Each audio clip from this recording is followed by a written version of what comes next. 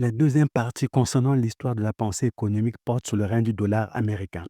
On va parler du système monétaire international. C'est l'ensemble des mécanismes et règles qui régissent les relations entre les différentes monnaies pour développer le commerce international. Juste avant le règne du dollar américain, la monnaie dominante était de 1825 à 1939 la livre sterling, monnaie britannique.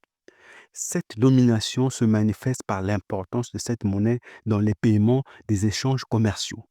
La contestation du leadership britannique est sensible avec la montée en puissance des États-Unis. La seconde révolution industrielle, c'est-à-dire le développement des industries, de l'électricité, du pétrole, de l'automobile, est dominante aux États-Unis alors que la Grande-Bretagne apparaît comme une économie liée à la première révolution industrielle, c'est-à-dire textile, machine à vapeur.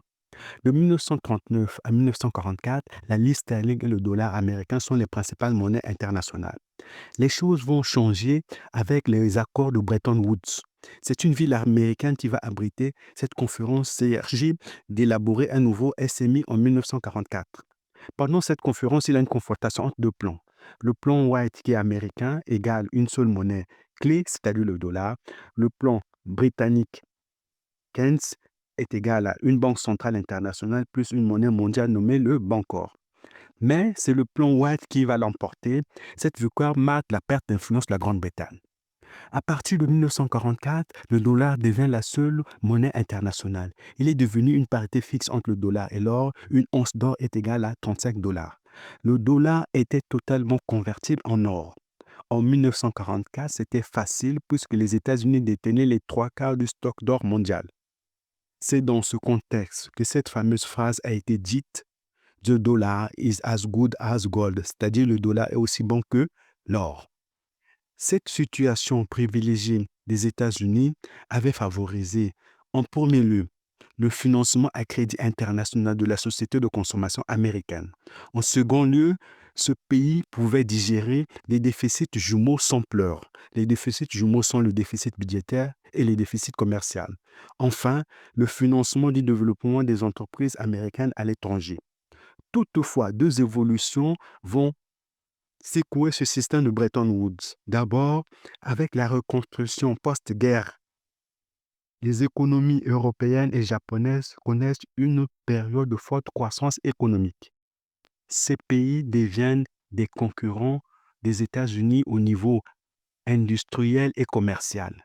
Cela contribue à diminuer le pouvoir d'attraction du dollar. Ensuite, l'engagement militaire des États-Unis au Vietnam provoque une véritable hausse des dépenses militaires. Les Américains ont commencé à faire marcher la planche à billets, c'est-à-dire fabriquer plus de billets que le stock d'or disponible. Le stock d'or ne couvre plus le nombre de billets de dollars en circulation. Les banques centrales étrangères ont commencé à douter de la capacité des Américains à assurer la convertibilité de tous les dollars émis.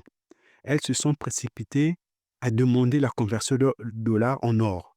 Devant cette impossibilité de conversion, le 15 août 1971, le président américain Nixon annonce la suspension de la convertibilité du dollar en or avant l'abandon définitif en 1973.